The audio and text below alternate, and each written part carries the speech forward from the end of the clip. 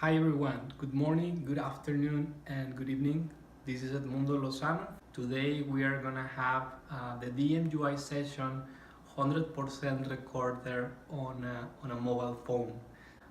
Why I'm doing this is because I wanted to try something different, and because by this time I should be flying, so I didn't want to lose the opportunity to provide you with valuable information about new ways of thinking, new challenges out there, new economies, new business models, everything that DMUI has to offer you as a leader. I want to take advantage of this opportunity, of this time that you are investing. Thank you so much for your patience. I hope this is gonna be a valuable information for you, and please reach me out if you have any other questions. Today I have two main topics. I'm gonna divide the session in two short videos. The videos are gonna be very dynamic. I'm gonna try to put some very cool interviews with some of the experts on the market that I guess you're gonna find very valuable. And one of the first topic that we're gonna talk about, this little fellow right here is gonna help me a little bit. You will find out what is about and what I'm trying to transmit here. Um, I'm excited. I think this is gonna be fun. So please take a seat, relax, enjoy.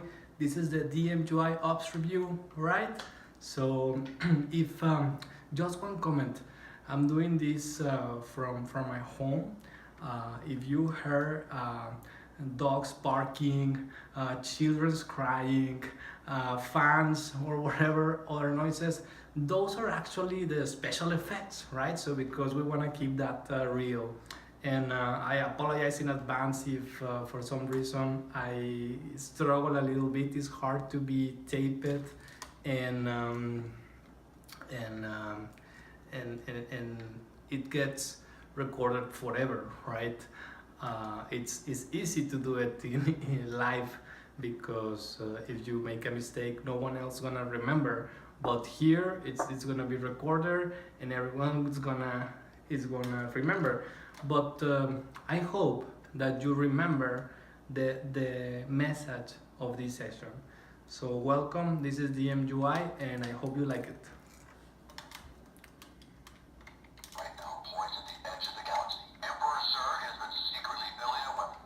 All right. To infinity and beyond. All right, let's jump into the agenda. So we're gonna start with Innovate and Beyond, and then I'm gonna talk a little bit about the World Economic Forum. I think that there is a couple of topics that we as leaders have to be aware of what's going on out there. Probably a lot of you are already aware of these things and the risk and the fourth industrial revolution. We have treated that topic in this ops review before, but I think this is updated and it's a pretty good information that I want to share with you. Okay, let's start with the first topic, innovation and beyond. I really recommend that to read this book. It's Creativity Inc. Wrote by Ed Catmull, which is this guy in the picture.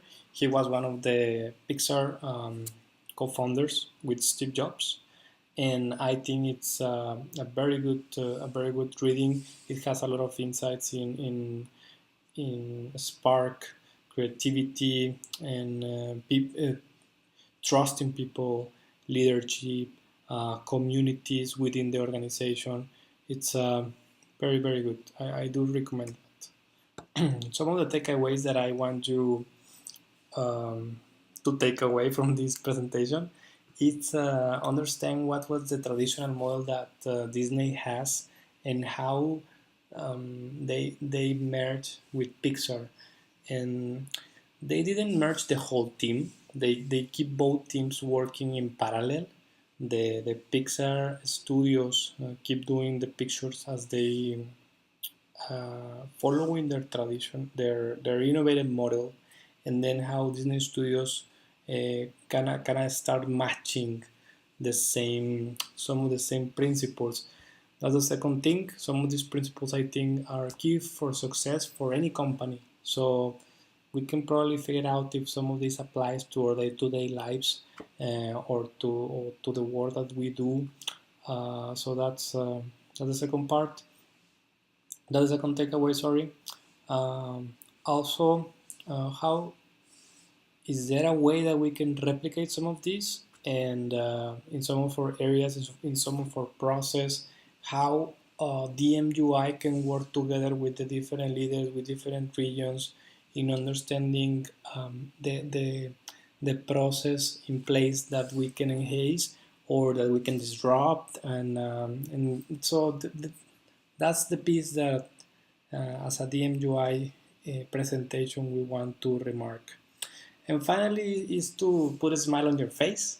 So I hope that by now you already are enjoying this presentation. But if not, let me let me jump to the next slide. Okay, we're gonna start with a little bit of the background of Disney. I think everyone in the room knows who is Mickey Mouse, who is Walt Disney, and this company was founded in 1923, based out of California, one of the biggest entertainment corporations in the world. They own channels as ABC, ESPN, a lot of movies, Pirates of the Caribbean, animated movies, so on and on and on. Some of the first, some of the first films that this company had was based on fairy tales. So if you take a look of the Walt Disney Animation Studios timeline, um since the beginning, the stories and the process that they took to make a picture took years, for launch a one picture, and and in the other hand, we have Pixar. So Pixar was the computer division of Lucasfilm. Lucasfilm was part of George Lucas Corporation. So they create movies like Star Wars and others. But Steve Jobs was very interested in acquiring this piece of the business that Lucas had because he saw a lot of opportunity in the technology, on the 3D technology that they were doing. Actually, he was thinking more in other industries, but at the same time, he had the vision of creating animated stories with this kind of technology, and we will see it in a minute in the interview that I have in this presentation. Well, Pixar, 5 movies with Disney, great success. Toy Story was the first one, 1995, 4 years to develop, and it was a tremendous blockbuster. But who better than Steve Jobs to talk about that in a little bit? And just to understand a little bit more the timeline and the dates, briefly, here are some of the key milestones in this relationship. One side we have Disney that is looking for something new. It's trying to acquire or to partner with Pixar Studios in order to push forward what they already had. So they already have this big company with theme parks, with merchandise, with this process, with hierarchies, are really a very structured corporation. And then in the other hand, we have Pixar, a small group of people, very very kind of maverick guys, kind of creative, kind of people that really enjoy what they were doing. They work as a one community, one single objective. Um, they they totally different than Walt Disney, and they come together.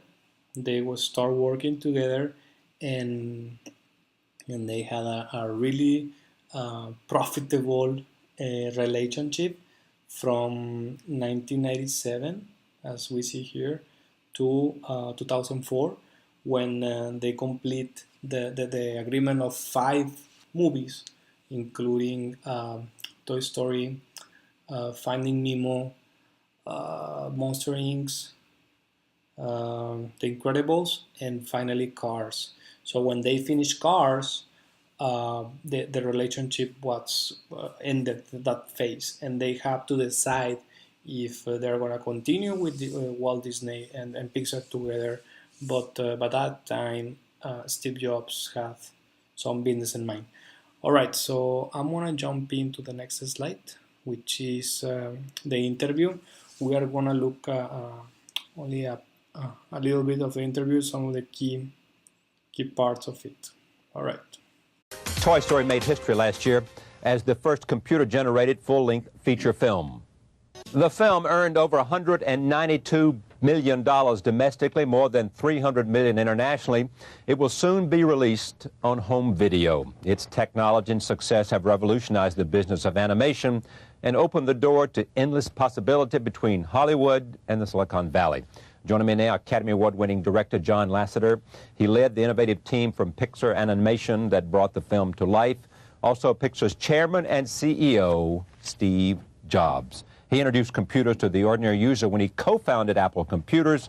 He currently heads Next Software, and I'm pleased to have both of them here to talk about what's happening in the world of animation and this marvelous relationship between film and computers producing animation. Welcome. Thanks, Charlie. Let me start with you, John. Okay. As a director, what's going on? I mean, what does Pixar do that's so extraordinary? I think what Pixar does is so what Pixar does is so extraordinary is that we have taken a look at this new technology, computer animation, and we don't look at it as a way to replace any of the creativity or any of the real art of filmmaking. We look at it as these are just great new expensive pencils. You know, that's what it is. It's artists using these computers as though, you know, an artist at Disney uses a piece of paper and a pencil. And because the focus of what we do is still where it's most important, and that's with the story and the characters. I think Toy Story is a success not because it's computer generated. It's a success because it has, you know, the characters of Buzz Lightyear and Woody and in the storyline that really has captivated audiences. But the question still is, what could you do because of new technology, and how faster and how less expensive than the old way? What's interesting is I think when computers come into any Does it give you, let me interrupt myself, more creative freedom in a sense to roll because the technology allows you that? Well, it's two aspects of what you asked. One, what's interesting is it's a very common belief that when computers come into a new artistic medium, that something that's either you know, less expensive, takes less time, or it's going to replace something. You know, it reminds me a lot of when photography was invented. Everybody thought that painting was going to get replaced. You know, and that is something that really just, you know, won't happen. What computer animation does is it has a whole new look. You know, but the key word is animation. Animation, by definition, is making a motion picture frame by frame by frame by frame, and that doesn't change. We labor over every single frame, and so I worked on Toy Story for over 4 years. The full production was 2.5 years. The difference between Toy Story and Lion King or Pocahontas or Hunchback. What is the difference? The difference is that we used a lot less people. Well, that's my point. It made it more efficient to do. Yeah. It was, and also we were a much smaller studio. We were kind of, you know, a leaner sort of. Does it look any better on the screen? Well, that is something for the viewer to choose. It looks different. I'm not going to say whether it's different. It's more dimensional. What excited me about this medium, I was trained as a traditional animator. I love Disney animation. I love, you know, Warner Brothers cartoons. That's what I grew up on, you know, and I got really excited about animation. I was trained as a traditional animator, drawing, design, all that. But what excited me when I first saw my first computer animation back in about 1981 was that it was three-dimensional. You were able to create a world that was totally dimensional. You were able to move in and around objects, which you had never been able to do in hand-drawn animation. And so therefore, that got me so excited. And I think what Toy Story was different on is, what made it unique is that we chose a subject matter, toys being alive, that really lent itself beautifully to the medium. How did you, sir? What have I got to do with this? Exactly. I mean, you know, you're a guy who founds high-tech companies and tries to make another $1 billion. Yeah, well, I don't think of myself that way, but I know you don't. I wish I could. Well, no, stop. Yeah. How do you think of yourself? I mean, after Apple, after Next, how do you think of yourself?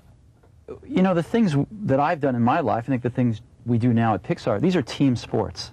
You know, they're not something that one person does. We've got, you have to have an extraordinary team, because these are, you're trying to climb a mountain with a whole party of people. A lot of stuff to bring up the mountain. So one person can't do it. And I first got involved in this when I heard about this incredible group of computer graphics specialists that George Lucas had assembled at Lucasfilm that he wanted to sell. And so I went up there and saw what they were doing, and I met the leader of this group, Dr. Ed Catmull. And Ed told me about his dream, which was to make the first computer animated feature film someday, and showed me what this team was working on.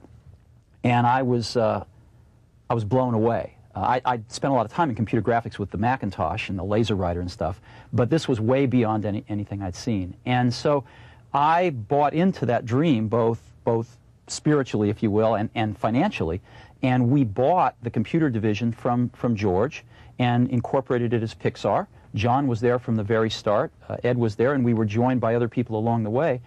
And it took us 10 years to do it. But what was so hard? Oh, there were... Good question, huh, John? You know, Yeah, that's a good question. It took us a long time to build the technical foundation to do this stuff. We were pioneering every step of the way. Pixar invented all this stuff. But as John says, we don't view ourselves as a technology company. Our product is content. We're an entertainment company. And all this technology really is just in the service of the storytelling, the service of the creative people. And computer animation is even a little bit of a misnomer. The computers don't do the animation. They do the drawing. And they crank on these drawings for, like, 3 hours by one of the fastest computers in the world, which is why the drawings are three-dimensional. But the animators act. You know, I've watched John and his team work, and they are the heart and soul of the characters. They do all the acting, not the computers. Okay, but I mean, let me just make sure I understand what you're saying. I mean, I would think that people... I mean, when I was telling you about my interest in what in the world's going on and where the future is headed, and you said to me, that's not what we're about. And what the point you wanted to make is that we're about entertainment, and we're about technology in the service of the entertainment that we create, right? We're about putting stories into the culture. That's what we're about, telling stories. And, and you've got a different paintbrush, and you've got a different canvas than everybody else does, or it's a more advanced, it's a better, it's a more something. I'll let John speak to this, but I know a lot of people at Pixar, our heroes are Disney. I mean, look at what they've done. We've all got young children, and our kids watch these Disney films, and they learn a lot from these Disney films, about good and evil and right and wrong, and, they're entertained all along the way. It's a great storytelling It's incredible vehicle. What they've done. Before I ask you my next question, what's the biggest ever success in animation? Huge. Lion King. Lion King. Lion King far and away. broke all the records. Yeah, Yes. far and away. Mm-hmm. Yeah, and then Aladdin is right after that, and then Toy Story. And there's a lot of difference in terms of the way Lion King was made and the way Toy Story was made. Yeah, but a world of difference. Yes and no. And nothing different about what came out of the head of the animator. Right. It's the process is very much the same in the development of the story. Animation is very different than live-action filmmaking, because in live-action filmmaking, the director starts with a script, and then blocks out the shot, goes to the set, and films it from all different angles. Covers the scene 10, 20 different times, close-ups, long shots, 2 shots, so on. Takes all that footage, goes into the editing room, and makes the film there. It pieces it together, juxtaposes things, edits the film. It's always the post-production, after the fact. In animation, the actual production of the footage is so time-consuming, therefore expensive. It's really the time is why it's expensive. We can't really afford to do a scene 10 different ways. You know, we have to do it just, every frame has to count. So what we do is in the story development, you pretty much edit your film in advance. Now what I mean by that is you start with the script, and then what we do is we do storyboards. It's sort of a visual script. Old-fashioned storyboards or new? Old-fashioned. Yeah. You know, with storyboards, one of the things that Pixar is that we don't want to replace, we don't want to throw everything in the animation filmmaking process out the window and replace it with new technology. We use the technology where it's going to make the film better or make the film, you know, different. Storyboarding, there's nothing better than a piece of paper and a pencil and a 4x8 piece of cellulite. You got no story, you got no film. Yeah, and you got no story. So then you do a story reel. You cut that onto film.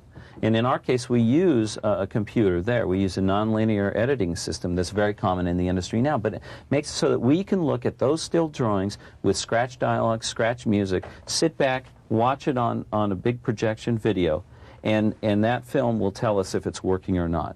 If it's working in our story reels, when we animate it and put the colors to it, it's going to work even better. If it's not working in the story reels, the animation won't save it. In essence, it lets us beta test and iterate our film before we make it. Totally different than live-action filmmaking. And we believe it's one of the reasons that the hit rate can be substantially different. That's, you know, and that process we're talking about really isn't much different than Disney did Snow White with. Right. You know?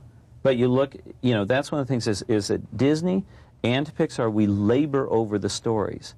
You know, I mentioned I worked 4 years on Toy Story. The first year and a half was story development alone.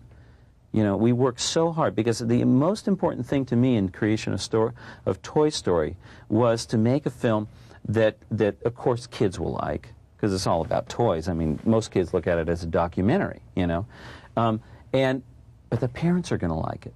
And then the adults without kids would like it. And then teenagers. I have a 16-year-old son named Joey, and he was one of my most important test audiences. Because How old? 16. 16. And it was so important for me that I showed him stuff constantly to see if it was cool or not, you know. Because, you know, teenagers tend to not like a lot of things. And so it was important for us to if we can get the teenage audience. Market tested it with Joey. I did. All right, take a look at this. This is another clip from Toy Story, an illustration of what we're talking about. Okay, before I leave Toy Story, which we've talked about a lot here, how do you see this being applied to other, whatever? Think freely for me. I mean, you've got a pretty good eye for the future. Well, you know, one of the things, this stuff's really hard. It takes us 4 years to make these films, and we'll get them out more frequently by overlapping them, but 4 years is a pretty big investment in these things. But when it works, it can be phenomenal. You know, Snow White is 60 years old. Who do you know that hasn't seen Snow White? I know people on most continents, and I don't think I know one person that hasn't seen Snow White. So the ability for these things to live for 60 or even 100 years is amazing, and that's very different than the technology world that I've come from.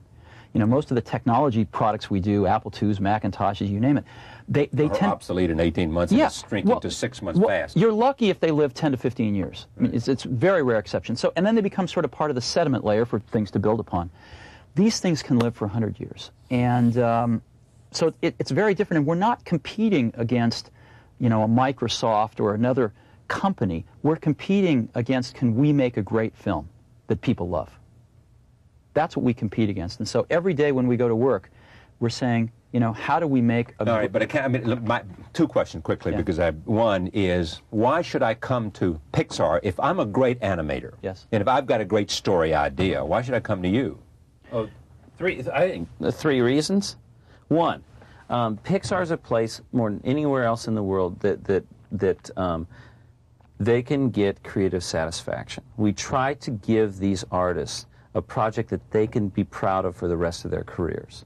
That's one. That's a big thing. I know, because I've worked in a lot of places where I was working on kind of garbage, and it's hard to work. Secondly, in working with these people, I try so hard, even if it's the smallest task, to give them a little bit of creative ownership, to let them figure out how to do it. I don't tell people how to do it. And so that is a really important reason. And the most important thing is at Pixar we have a lot of fun. You know, and it comes. I think it shows in the thing, in the film. But I could see it when you think about I remember there's not much political satire on American television. Mm-hmm. Some political satire can be done in animation in an interesting way because you can use characters. You could do this if you had a good storyteller. Mm-hmm. You had great writers. Mm-hmm. You could probably do it faster and quicker and more interestingly. Well, political satire is interesting. Is what Steve was talking about. It quickly becomes dated. Oh, I see. So therefore, you don't have the payoff. You know, what we try to do is make stories that will lessen. That's why the choice of all the existing toys in Toy Story. There's Mr. Potato Head. There's Etch-a-Sketch, Magic 8 Ball. It's the things that we had as kids. The kids still have today. And you don't have to play any residuals actors either, do you? Mr. Potato Head.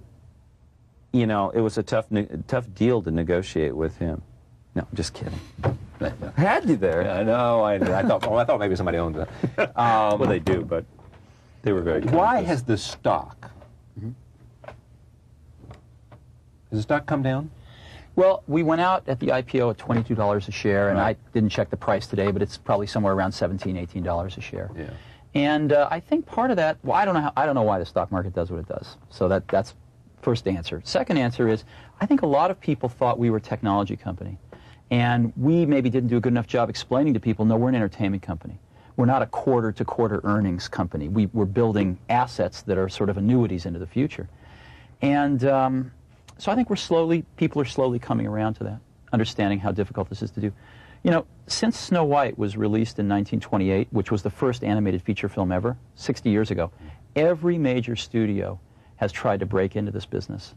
And until last December, Disney was the only studio that had ever made a feature animated film that was a blockbuster, $100 million or more in domestic box office. And last December, Pixar became the second studio in history to do that. So it's a very, very rarefied ability to make these products. And I think Pixar is really able to do this quite well. And what happens after the contract with the 3-picture deal with Disney goes? You know, we love working with Disney. It's a fantastic partnership. So, you know, who knows? Maybe we'll put something together to keep making films with them.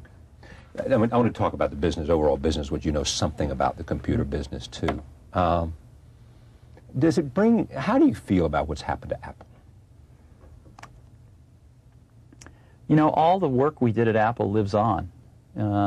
It lives on in the Macintosh, and now it lives on in Windows 95. Yeah, of course it does, but yeah, but that's interesting to say, and clearly it does. Yeah. But it's Windows 95, it's Microsoft, it's not Apple. Right, but it's still the work. It's still the innovation. So did it have to turn out the way it did? It's hard to predict these things. I mean, yeah, come on, Steve, you've thought about this. This is not a subject that's unfamiliar to you. Yeah, it is. It's sort of ancient history to me right now.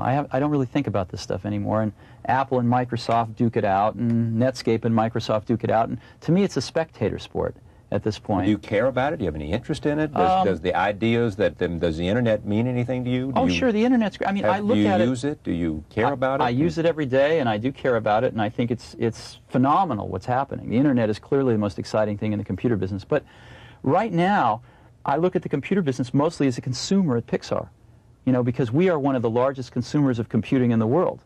And we use it to make our films. So, yeah, but also, I mean, I hear you, and you clearly, I mean, if you understand marketing very, very well. That was your genius in the beginning, yes? You understood the concept and you understood marketing. You'll grant me that. Question is that when you look at Pixar, you seem to be saying to me and to you and John together, my company's misunderstood. It's not a computer company. It's a filmmaking company, you know. Right. I mean, that's sort of you realize that in terms of some maybe truth, but also in terms of some marketing savvy, we got to make sure that we got to get this word out that this saying is about entertainment and it's not about computer. We don't want to be characterized like everybody else, you know. And part of your effort and part of your reason for appearing here, and et cetera. You know, I think we definitely want to get that word out. But I have this incredible confidence that the word will get out, and as we make more films, we'll demonstrate that by our results.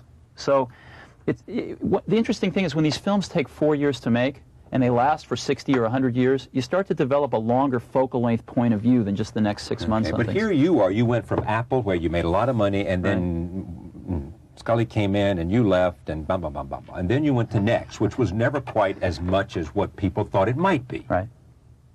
But those It's coming back now. Well, but I know. I understand that. I do. And now, but your head seems to be into filmmaking. But you started this. You went to see George Lucas because you're out there as an entrepreneur looking for ideas. Right. Right? And so all of a sudden you get involved in this idea, and now you're saying, I'm in the entertainment business.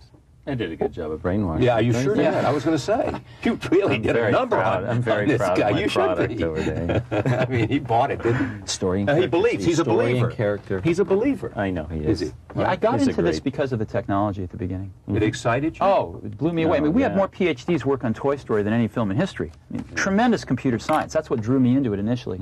But John's right. He educated me that what we are really about is storytelling. He didn't use the word educate, Steve. He said brainwash. And it's been 10 years. Educate. Educate's better, isn't it? It's been 10 years. Yeah. So when the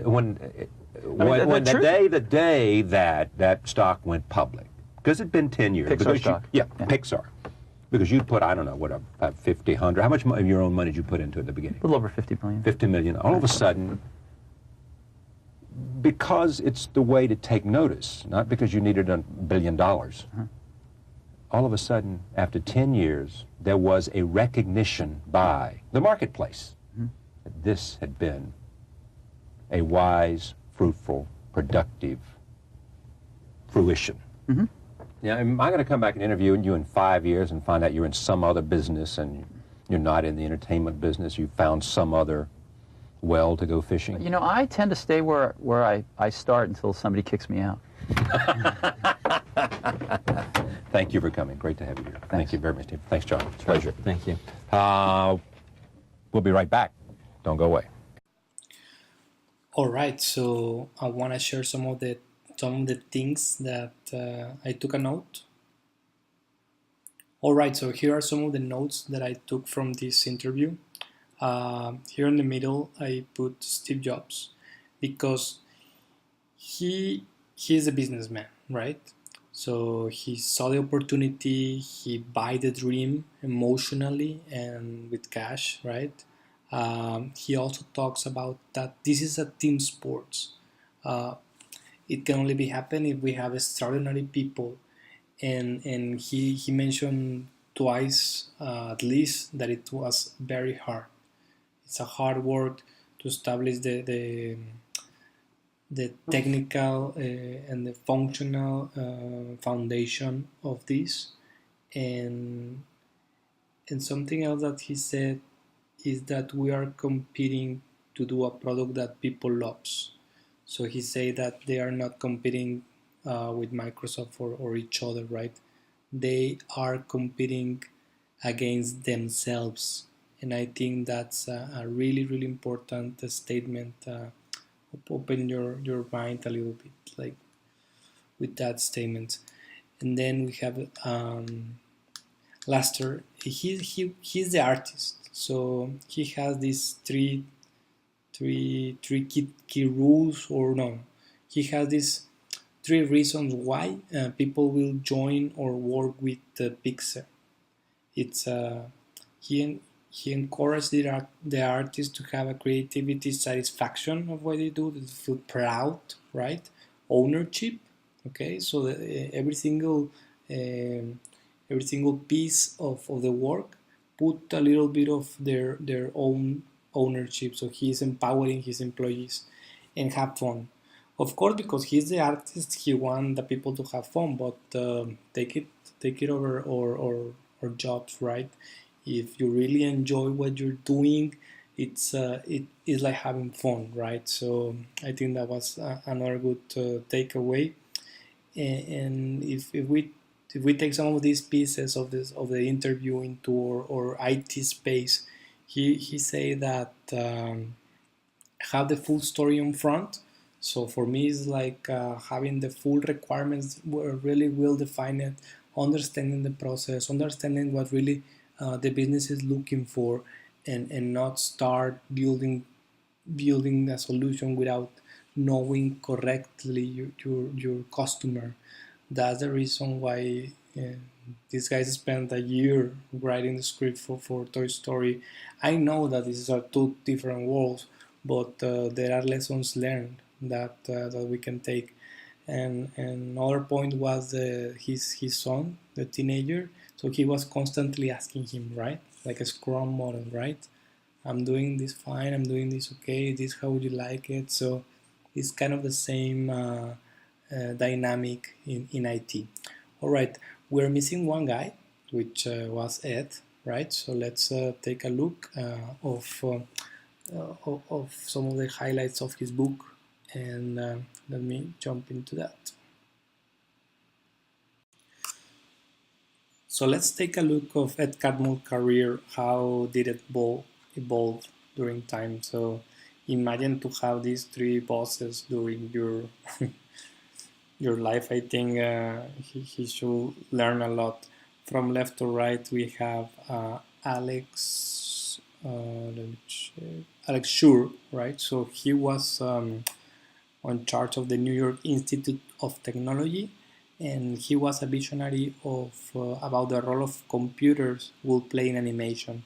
Then in the middle we have George Lucas. Everyone knows him, Star Wars, Lucasfilms. So he hired Ed and put him on charge of building all the technology that Pixar developed in those years about image computing, digitalization, etc., and so on.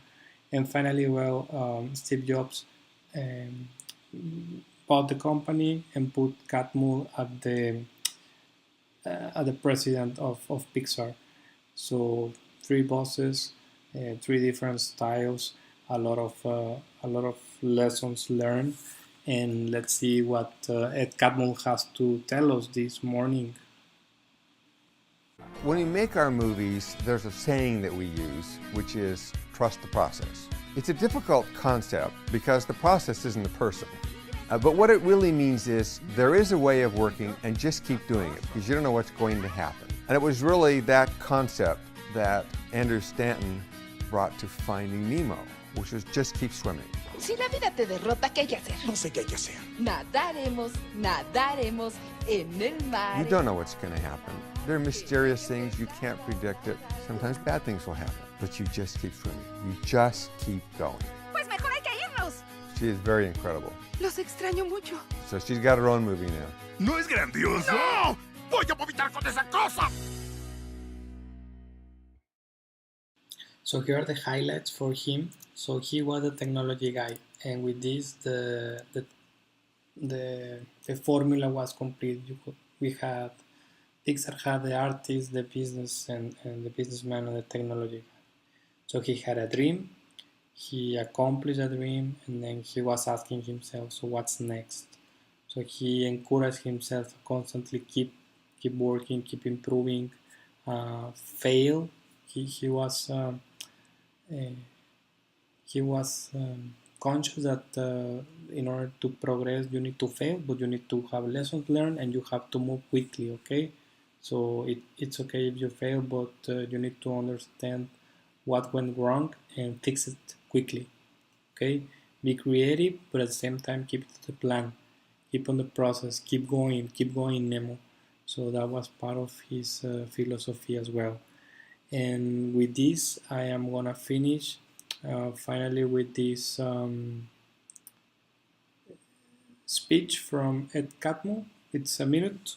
It's only for a minute, and I hope you like it. And I hope you like it. Thank you so much.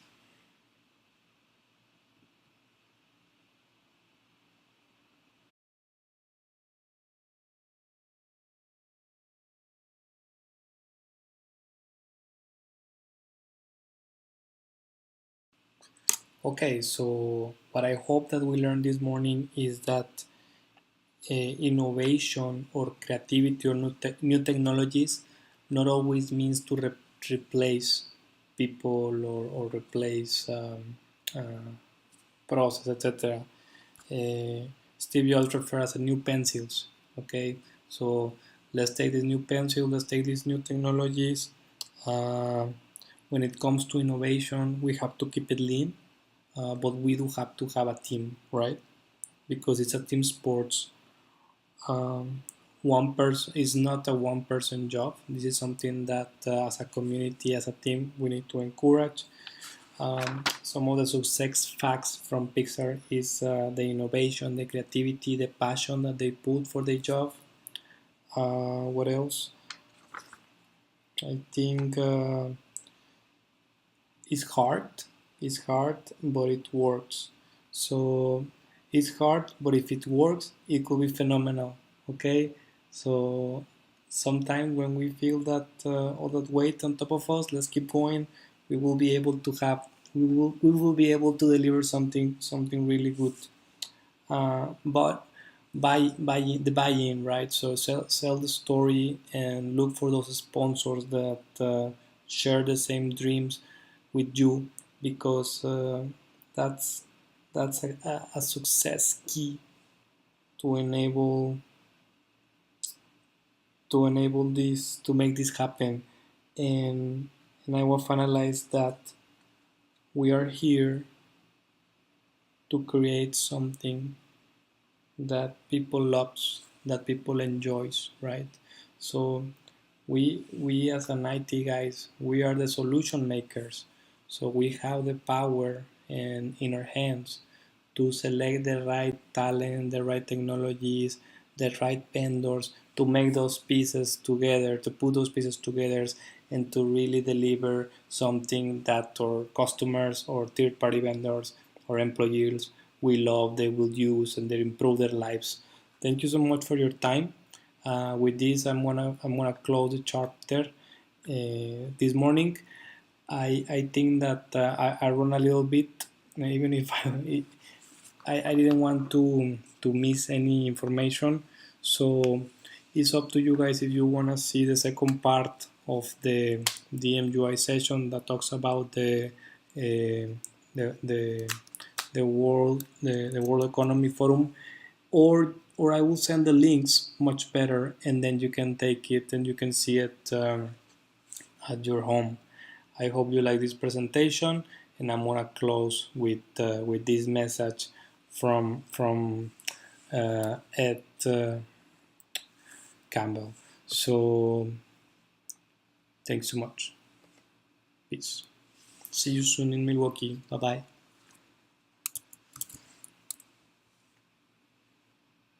We don't look backwards for excuses.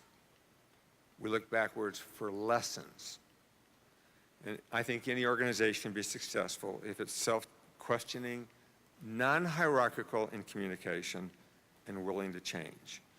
Mistakes, miscommunication, and fear are part of the process. It will always be difficult and full of problems. Solving the problems we face is not an impediment to the job. It is the job. If you believe, as I do, that your actions make a difference, then that means that you modify your reality. You do change the future. And while people do want the process of creativity and invention and problem solving to be smoother or more predictable or easier, ease isn't the goal. Excellence is.